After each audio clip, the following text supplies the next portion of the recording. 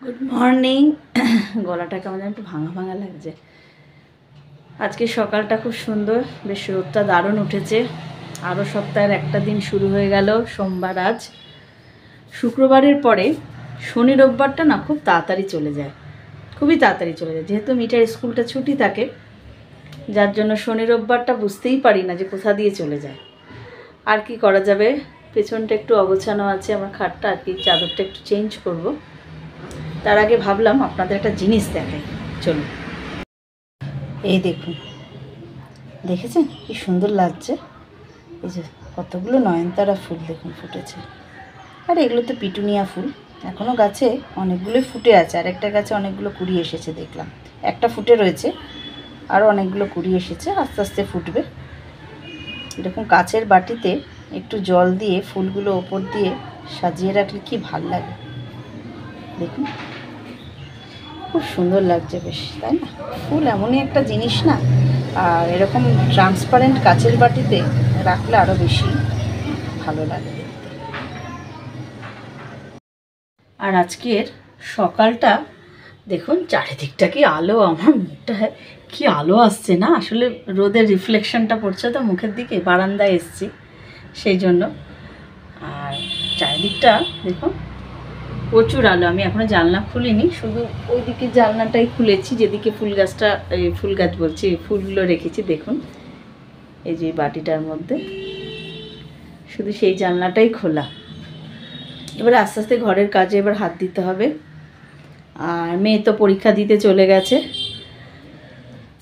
দেখি আজকে কি কি রান্না হয়ে গেছে। আজকে রান্না করেছি ট্যাংরা মাছ, তারপরে নোটে শাক ভাজা, ডাল, আর কি করলাম, ভাতটা একটু পরে বসাবো, ভাতটা এখনও বসায়নি, যেহেতু ভাতটা একটু গরম গরমই ভাল লাগে। আজকে মুখটা একটু ফ্যাকাশে আসছে, বলুন তো, আলোর জন্য বোধ হয়, না বুঝতে পারছি না ঠিক, আসলে প্রচুর আলো আজকে, বাইরে রোদ তো সেই জন্য। যাই হোক, আর আজকে একটু ঠান্ডা ঠান্ডা আছে, সকালটা দেখলাম, সেজন্য আমি এই হাউস কোটটা পরেছি উলিকটের, মানে একটু হাওয়া দিচ্ছে, একটু ঠান্ডা ঠান্ডা আছে। এই হয় একের সময় এমন গরম লাগে যে পাখা না চালালে হবে না, আবার পাখা যদি অফ করে দিই তখন আবার গরম লাগে, আবার পাখা চালালে আবার ঠান্ডা লাগে, এই হয়। ওয়েদারটা ভীষণ বাজে, নয় একবারে ঠান্ডা পড় আর নয় একবারে গরম পড়ে যাক, এইভাবে একবার ঠান্ডা একবার গরম। আমার মেয়ের তো কাশি হয়ে গেছে, এই ঠান্ডা গরমে ঘেমে যায় আর এসেই পাখা চালাতে শুরু করে, ব্যাস, আর ঠান্ডা লেগে গেছে। আর কি করা যাবে, বাচ্চা মানুষ, আর কি করি, চারিদিকেই কাজ। এই কদিন ঠিকঠাক কাজকর্ম করতে পারিনি, একটু বিয়ে বাড়ি, মেয়ের পরীক্ষা, সব কিছু নিয়েই ব্যস্ত ছিলাম। তো আজকে সপ্তাহের শুরু, সোমবার, আজ এবার থেকে কাজে এখন মন দিতে হবে, অনেক হয়েছে। কিন্তু আজকে একটা জিনিস বানিয়েছি জানেন তো, দাঁড়ান দেখাচ্ছি। সকাল সকাল উঠে টুকটাক টুকটাক করে অনেকগুলোই কাজ করে ফেলেছি। এ দেখুন, এটা একটা স্প্রে বোতল, এটা কি বলুন তো, এটা দারুণ কাজের জিনিস। এটা হচ্ছে মেথি ফোটানো জল। আগের দিন রাতে আমি একটু মেথি ভিজিয়ে রেখেছিলাম, সেই জলটাই ফুটিয়েছি, এক্সট্রা কোনো জল দিইনি। ভীষণ ভালো, ভীষণ ভালো। এটা একটু দিয়ে আমি ছাদে গেছিলাম, যে একটু রোদে থাকতে হয় 5-10 মিনিট, রোদেই চুলটাকে শুকানো ভালো আর কি, ঘরে ফ্যান চালিয়ে ওই শুকিয়ে কোনো নেই। তো সেই রোদে গেছিলাম, তা বিশ্বাস করবেন না, আমি ছাদ থেকে এসে চুলটা তো শুকিয়ে গেছে, সেই চান করতে তো এখনও দেরি আছে, চুল আসলাম, একটা ফোঁটা চুল ওঠেনি, একটা ফোঁটা চুল ওঠেনি, এত ভালো এই জিনিসটা। দেখুন, আপনারা সবাই জানেন মেথি খুবই চুলের জন্য ভীষণ উপকার, ভীষণ। মেথির জল খাওয়াও ভালো, গরমে পেট ঠান্ডা থাকে, শরীর ঠান্ডা রাখে। আর মেথি ফোটানো জল চুলের জন্য এটা রামবাণ। আমার মেয়ের একবার না মাথার একটা অংশ, মানে এই তলার এই দিকটাতে, মানে এরকম এতটা, হ্যাঁ এতটা বড় টাক পোকা হয়েছিল, জানেন তো, আমি খুব ভয় পেয়ে গেছিলাম। টাক পোকা হয়েছিল বেশ, মানে বেশ এতটা জুড়ে। কি করি কোনোভাবেই কোনো কিছু দিয়ে কমানো যাচ্ছে না, ওষুধ দিয়ে এই দিয়ে, তখন দেখছি দিনে দিনে না জিনিসটা বেড়ে যাচ্ছে আর প্রচণ্ড চুল উঠছে। তারপর আমি ভাবলাম দেখি তো, মেথি সবার মুখে তো শুনি, করে দেখি। তো অনেকে তো অনেক কিছু দেয় মেথির মধ্যে, ওই লবঙ্গ, ওই কারি পাতা, ওই জবা পাতা, ওই পেঁয়াজের খোসা। বাবা অত কিছু জাবরা দিয়ে আমি বানাই না, আমার ভালোও লাগে না অত কিছু। সিম্পল হবে, আর অত কিছু দিয়ে বানালে না জিনিসটা খুব ঘন হয়ে যায়, থকথকে হয়ে যায়, স্প্রে বোতল দিয়ে না ঠিকঠাক বেরোতে চায় না। তো আমি ভাবলাম যে ঠিক আছে দেখি তো করে। তো মেথি ফোটানো জল দিয়ে আমি টানা ওকে 15 থেকে 16 দিন লাগিয়েছি। বিশ্বাস করবেন না, টাক পোকাটা একদম চলে গেছে। আমি এখনও চেক করি যে আছে কি না, দেখে নিই, দেখি একদম নেই, একদম চুল হয়ে গেছে ওই জায়গাটায়, মানে এই তলার জায়গাটা একদম চুল হয়ে গেছে। সেই আর কি, মেথি ফোটানো জল ভীষণ উপকার, ভীষণ। সেই দিয়েছিলাম, অনেক দিন পরই বানালাম, বানাবো এই বানাবো, আজকে বানাবো কাল বানাবো, এই করে করে আর হয়ে ওঠে না। বললাম না আজকে বানাই সকালবেলা। তো ওই বানিয়ে ঠান্ডা করে ছেঁকে তারপরে মাথায় দিয়ে ছাদে চলে গেছি। আগে ছাদে গিয়ে গাছপালাগুলো একটু ঠিকঠাক করে, তখন দেখলাম ছাদেই শুকিয়ে গেছে চুলটা। যা রোদের তেজ, 5 মিনিটও লাগে না, 2 মিনিটেই শুকিয়ে যায়। যাই হোক, অনেক বকবক করে ফেললাম, বকবক করলে হবে না। এবার আমার ঘরের কাজটা সারতেও হবে। ভাবছি এই চাদরটা কি তুলবো, ভাবছি সেটাই তুলেই ফেলি, কারণ শুনছি নাকি আবার একটা নিম্নচাপ হবে, আর নিম্নচাপ যাবে না আমাদের দেশ থেকে। চলুন হ্যাঁ, ঝটপট কাজগুলো একটু করে নিই।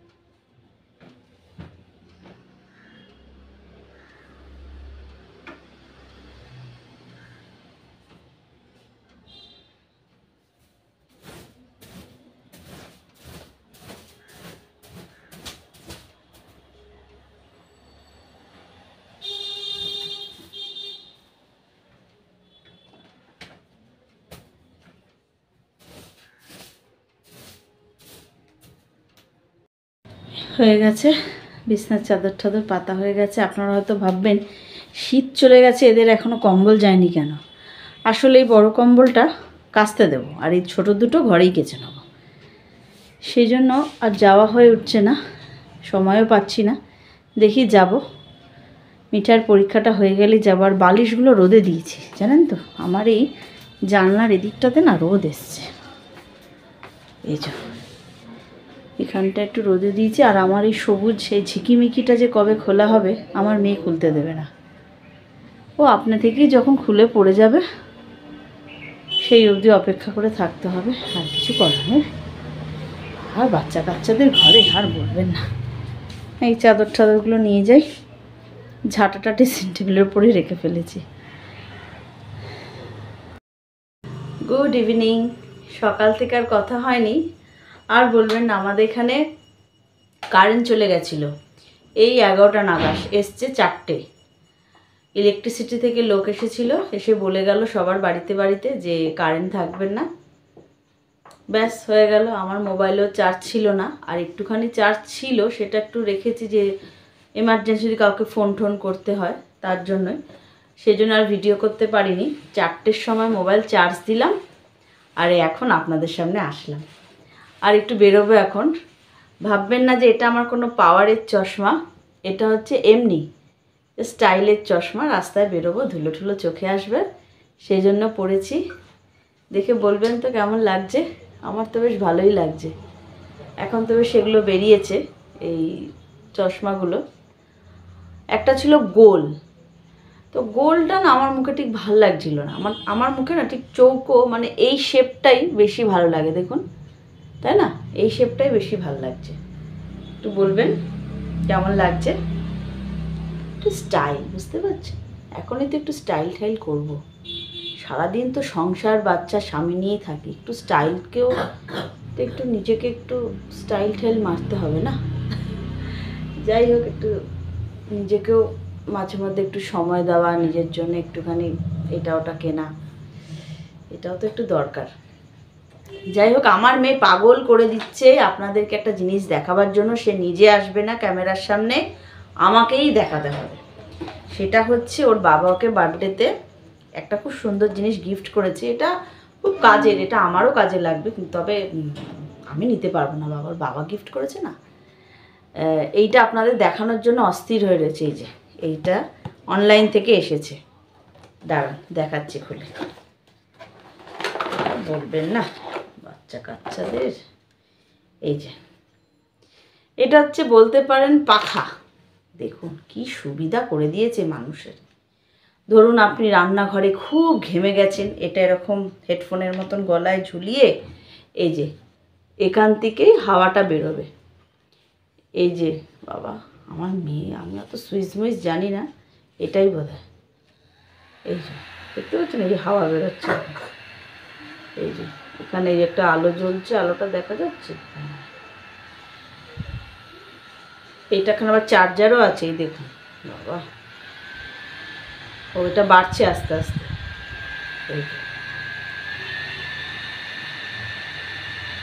এইবারে বন্ধ হয়েছে।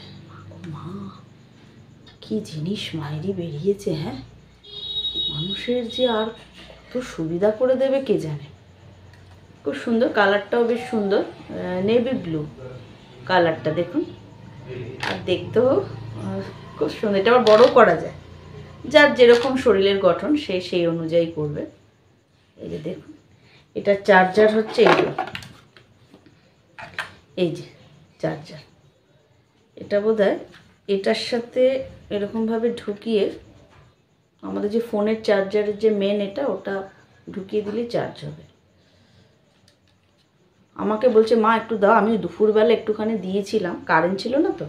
আমার কেমন না দম আটকে আসছে, এখান দিয়ে হাওয়া বেরোচ্ছে তো।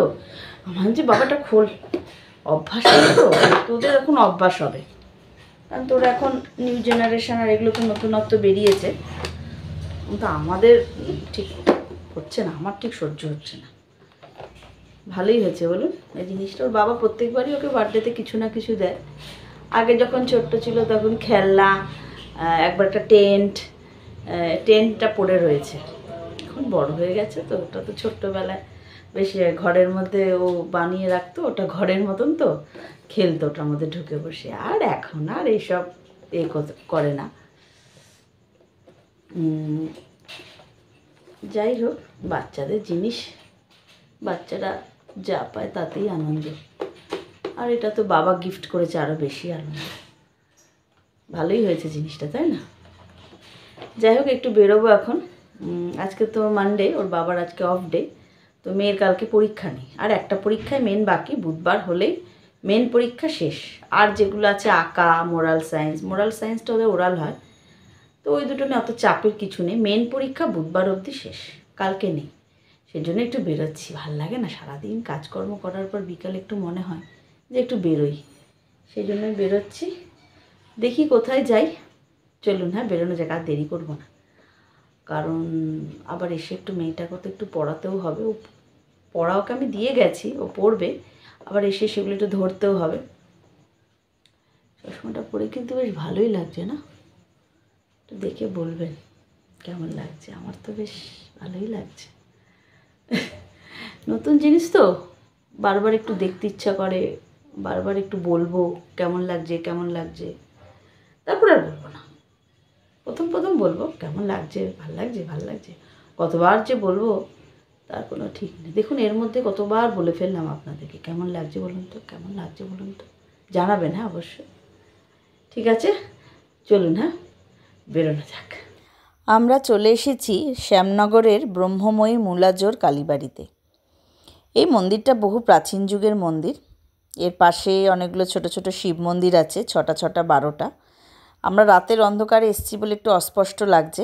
এটা একটা নাট মন্দির। দিনের বেলা আরও খুব ভালো লাগে।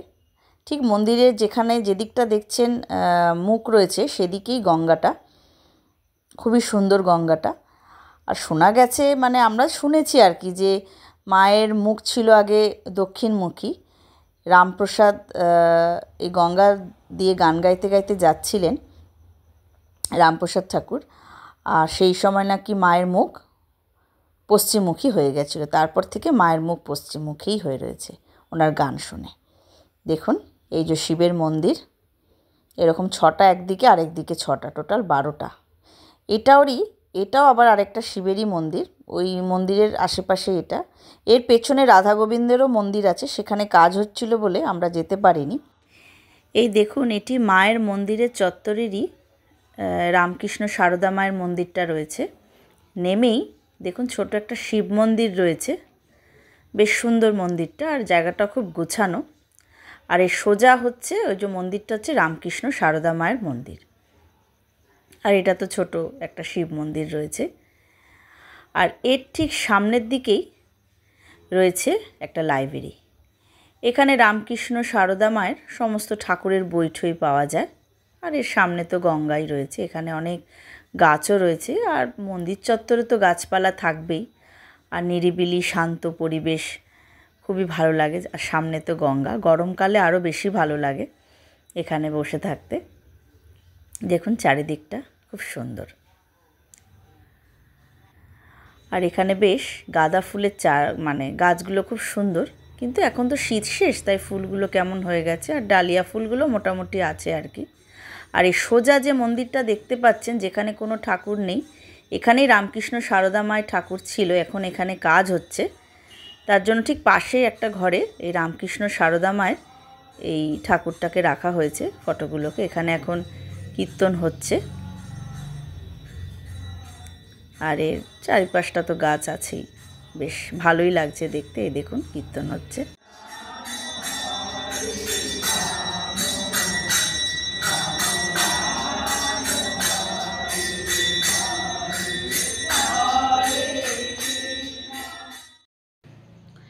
এই কিছুক্ষণ আগে আসলাম, প্রায় 9:45 বাজে, কোনো 9টা বাজিনি। ভাতটা বসিয়ে আসলাম, আপনাদের সাথে কথা বলতে বলতে ভাতটা হতে থাকবে।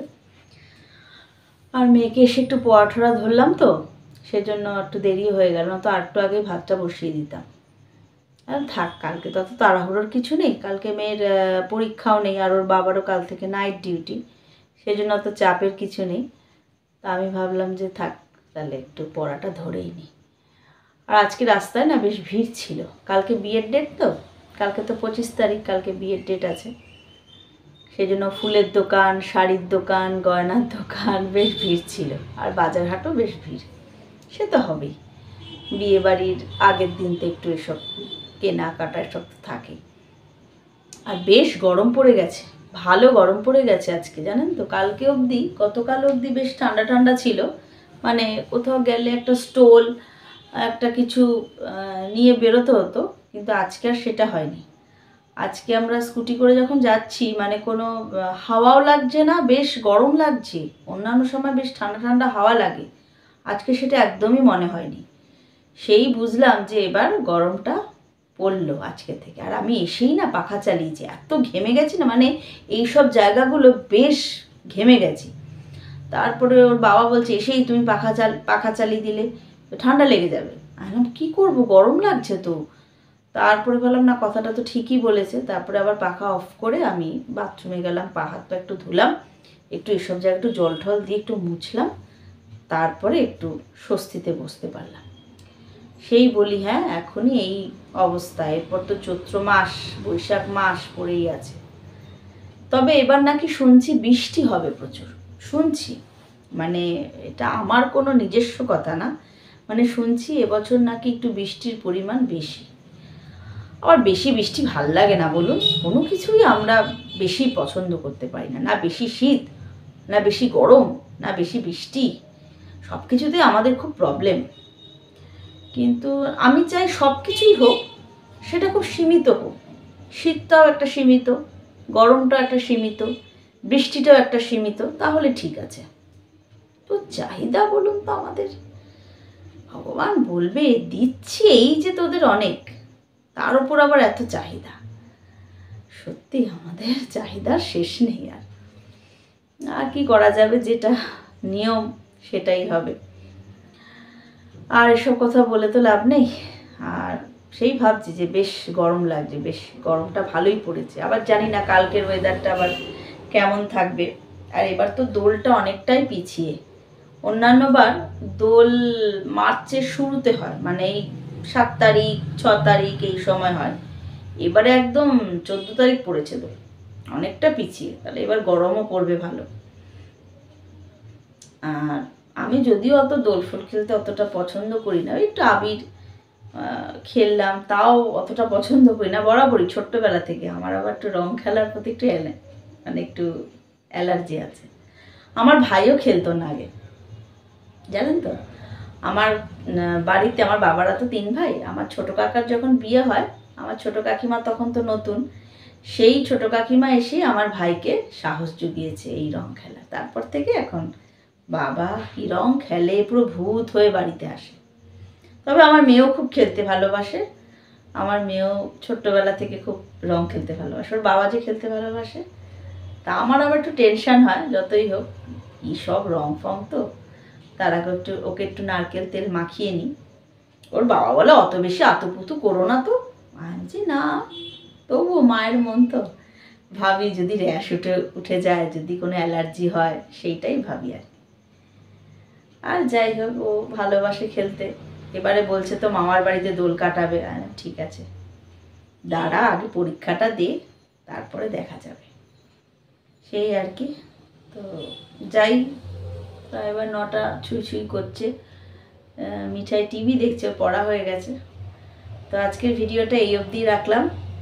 আপনাদের যদি ভালো লাগে ভিডিওটা, অবশ্যই সাবস্ক্রাইব করে দেবেন, একটা লাইক করে দেবেন, শেয়ার করে দেবেন, আর প্লিজ সাবস্ক্রাইব করে দেবেন। আর দেখুন, আপনাদের একটা লাইক না, আমরা মানে ভিডিও করতে খুব এনার্জিও পাবো, উৎসাহও পাবো।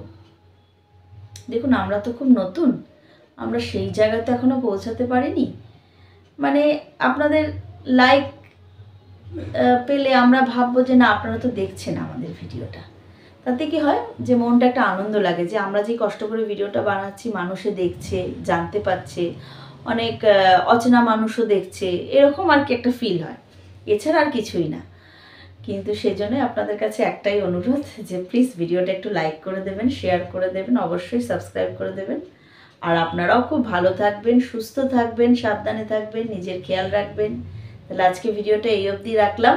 ও হ্যাঁ, অবশ্যই আমি রোজই ভুলে যাই, আমার চ্যানেলটার নাম হচ্ছে মৌমিতা রোজকারের কথা। এইটা আমার বলা হয় না। আমাকে 2-1জন ফোন করে বলেছে যে তোমার চ্যানেলের নামটা বলবে। তারপরে ভাবে সত্যি সত্যি তো আমি কোনো ভিডিওতেই বলিনি। তো আমি আজকে বললাম যে আমার চ্যানেলটার নাম হচ্ছে মৌমিতার রোজকারের কথা, বলে দিলাম। তাহলে এবার মনে থাকবে। প্লিজ সাবস্ক্রাইব, লাইক, শেয়ার করে দেবেন। তাহলে আজকে ভিডিওটা এই অবধি রাখলাম।